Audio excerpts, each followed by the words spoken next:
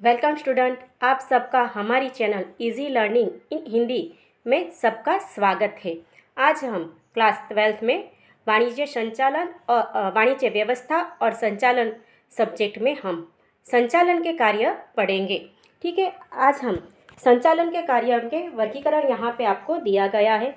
उसके अंदर आप देख सकते हो कि यहाँ पे टोटल 5 संचालन शास्त्री ने संचालन का कार्य का क्या किया है, बंटवारा मतलब के वर्गीकरण किया है।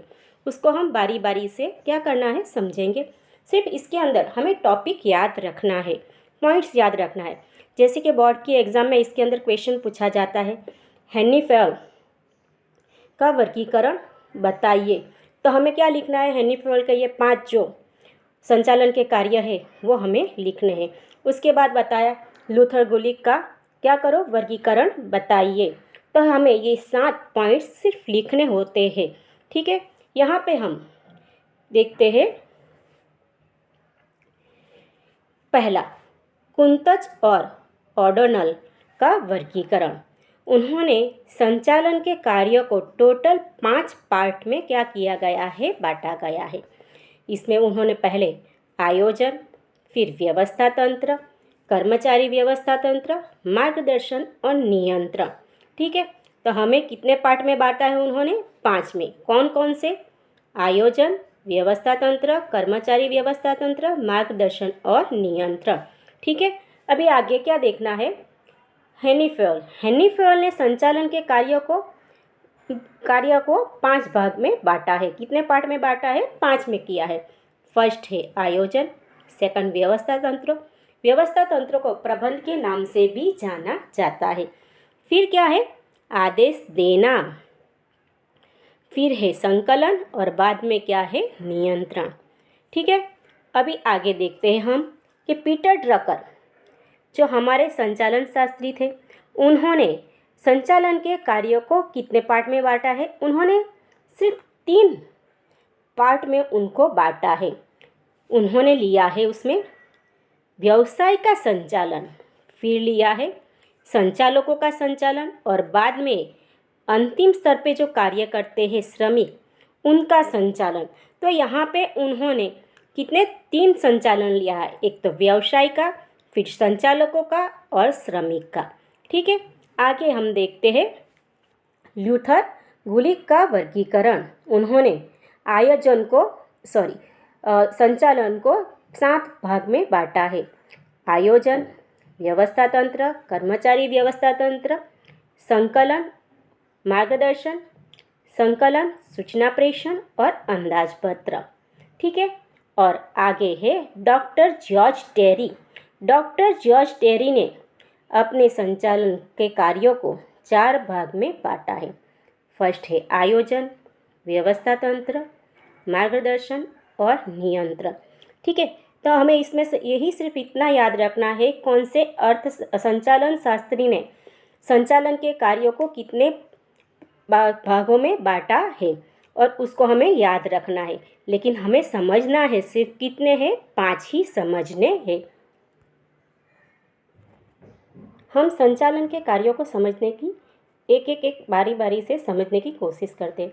बुक से थोड़ा सा हटके मैं बता रही हूँ क्योंकि वो टॉपिक कंफ्यूज ना हो जाए इसलिए। ठीक है, तो पहले हम जो सारे कार्य हैं वो सारे कार्य में हम पहले अर्थ लिखेंगे।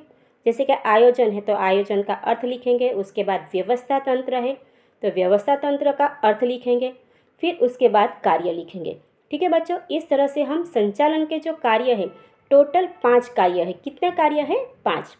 उसमें है आयोजन, व्यवस्था तंत्र, कर्मचारी व्यवस्था तंत्र, मार्गदर्शन और नियंत्रण।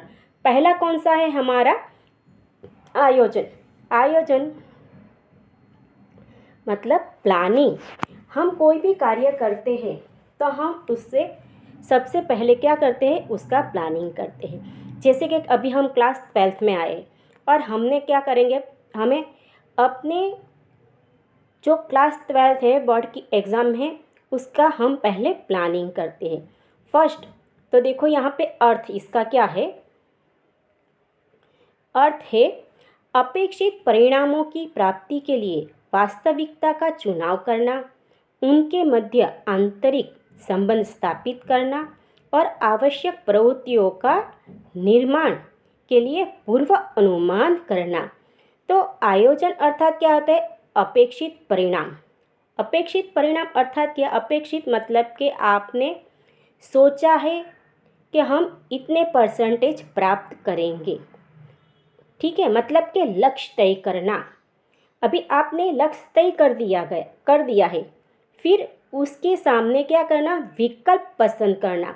जो रियलिटी है, अभी वास्तविकता है, उसके हिसाब से उसका चुनाव करना और उनके मध्य आंतरिक संबंध स्थापित करना, मतलब कि संकलित करना। और आवश्यक जो आपने अपेक्षित ध्येय तय किए गए हैं, वो ध्येय को प्राप्त करने के लिए आपने क्या किया है? विकल्प पसंद किए हैं, पूर्व अनुमान किया है। यहाँ पे आपने आयोजन वर्तमान समय में फ्यूचर के लिए तय किया गया लक्ष्य है, ठीक है। तो वो समय में आयोजन में कौन कौन से कार्य करने होते हैं, कौन सी प्रवृत्ति करनी होती है, उसका निर्माण करना और उसका अभी से क्या कर लेना? पूर्व अनुमान करना, पहले से उसका अनुमान करना। तो उसे क्या कहा जाता है? आयोजन कहा जाता है। नेक्स्ट टॉपिक है हमारा लक्ष्यों की प्राप्ति। हमने आयोजन में वर्तमान के समय में भविष्य का अंदाजा लगाकर लक्ष्य तय किया है और वो लक्ष्य कैसे प्राप्त करना है वो यहाँ पे बांटा गया है कार्य में। तो पहला कार्य क्या है उसका? कि लक्ष्य प्राप्ति के लिए कौन सा कार्य करेंगे, ठीक है। क्या क्या कार्य करेंगे हम परसेंटेज अधिक लाने के लिए? या तो हम अभी इकाई का पढ़ रहे हैं हम यहाँ पे, तो इकाई का उदाहरण ले लेते हैं। इकाई का टारगेट क्या होगा? उसका टर्नओवर क्या रखेगी? वो टर्नओवर जो उसने लक्ष्य तय किया गया है उसके लिए वो क्या कार्य करेगी? मार्केटिंग बढ़ाएगी, गुणवत्ता, अपनी चीज़ वस्तु का जो प्रोडक्शन करता है उसका प्रोडक्ट की गुणवत्ता बढ़ाएगी, बाजार संशोधन करेगा, क्या करेगा? तो किस तरह से अपना लक्ष्य प्राप्त करेगा? लक्ष्य क्या होता है इकाई का? महत्तम आर्थिक लाभ कमाना या तो संपत्ति सर्जन करना। अभी उसके लिए कौन से कार्य किए जाएंगे वो किस में तय होता है? आयोजन में। कौन करेगा वो कार्य? मतलब कि किसके द्वारा किया जाएगा, कब करेंगे, कौन सा कार्य कौन से समय में किया जाएगा, किस प्रकार से और कितने प्रमाण में, उसका पहले से पूर्व विचार मतलब अनुमान करना, पर कब? वर्तमान समय में, ठीक है। तो लक्ष्यों की प्राप्ति, कौन सा कार्य किया जाएगा, कौन कब किस प्रकार से कितने प्रमाण में, उसका वर्तमान में पूर्व विचार करना, अर्थात क्या होता है? आयोजन। क्लियर? समझ में आ गया? आगे भविष्य का अंदाज। वर्तमान समय में हम फ्यूचर के लिए सोचते हैं, फ्यूचर की क्या करते हैं? प्लानिंग करते हैं, ठीक है। तो हम हमारी फ्यूचर के हिसाब से अभी हम वर्तमान समय में क्या करते हैं? प्लानिंग करते हैं। यहाँ पे दूसरा पॉइंट है अनिश्चितता, ठीक है। अनिश्चितता के सामने वैकल्पिक मार्ग तैयार करना और श्रेष्ठ मार्ग की क्या करना? पसंदगी करना। जैसे कि आपने ऐसा एक स्टूडेंट के हिसाब से लेते हैं, पहले आपने ऐसा तय किया कि मुझे दिवाली तक या तो मुझे इतना सिलेबस कंप्लीट करना ही है। पर जब आप प्लानिंग करते हो तब आपको बहुत सारे और भी अनिश्चितता आ जाती है, जैसे कि कोई फंक्शन हो उसमें जाना है, कोई बर्थडे पार्टी में जाना हो, गांव में किसी कारण से सामाजिक कारण से जाना हो, तो आपको वो समय में आपने जो अपना सिलेबस तय करने का टारगेट बनाया था तो वो क्या हो जाएगा? रुक जाएगा। तो आप उसको किस तरह से मैनेज करोगे वो आपको क्या करना पड़ेगा? तय करना पड़ेगा। तो पहले से आप क्या कर देते हो? इसका प्लानिंग करते हो। जैसे कि किसी कारण से आपकी एक वीक के लिए क्या लग गई? छुट्टी लग गई। तो आप वो पर्सन क्या करोगे? आगे के एक वीक तक एक एक घंटा ज़्यादा पढ़कर उसको क्या कर लोगे? कवर कर लोगे। तो यहाँ पे इस तरह से आप पढ़ाई कर सकते हो। या तो आप कहीं पे घूमने जाने वाले हो दिवाली वेकेशन में, ठीक है, राजस्थान जा रहे हो, तो आप यहाँ पे ऐसा सोच सकते हैं ट्रेन से जाएंगे या पर्सनल व्हीकल करके जाएंगे, ठीक है, या बस से जाएंगे। तो आपके सामने कैसे ऑप्शन बहुत सारे हैं। तो वो समय में आपने पहले से वैकल्पिक मार्ग क्या कर दिया है, तय कर दिया है। यदि आप ज़्यादा पैसा खर्च कर सकते हो और सेफ्टी चाहते हो तो आप पर्सनल व्हीकल से जा सकते हो, या तो आपको कम खर्च में जाना है तो आप कहाँ से, कैसे, ट्रेन से भी जा सकते हो, ठीक है।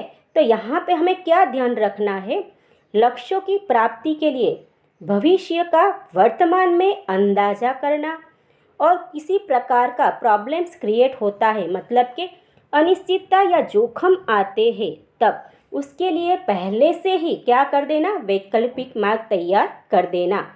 और जब प्रॉब्लम को ऐसे मार्ग पसंद किए जाते हैं जैसे कैसे वो श्रेष्ठ हो। इसीलिए आयोजन के बारे में कहा गया है कि even God can not change the past but man can change the future. इसका अर्थ क्या होता है, भगवान भी चाहे तो किसी का भूतकाल बदल नहीं सकता, लेकिन मानव मनुष्य चाहे तो ज़रूर से वो अपना फ्यूचर क्या कर सकता है, बदल सकता है। इसीलिए आयोजन को क्या कहा जाता है, व्यावसायिक इकाई का मस्तिष्क। क्यों? क्योंकि वो सारा प्लानिंग करता है अपने दिमाग में, अपने मस्तिष्क में। इसलिए ये विधान आता है, ये वाक्य आता है बोर्ड की एग्ज़ाम में 2 या 3 मार्क्स में, आयोजन व्यावसायिक इकाई का मस्तिष्क है, ये हमें समझाइए। अथवा तो ऐसा भी पूछा जाता है कि आयोजन का कार्य समझाइए, ठीक है। तो आपको ये 3 मार्क्स में पूछा गया, तो आपको इजीली इतना लिखेंगे तो आपको आराम से 3 मार्क्स मिल जाते हैं, ठीक है। यदि आपको फ्रेंड्स ये वीडियो पसंद आई हो तो लाइक, शेयर और चैनल को सब्सक्राइब ज़रूर से करें।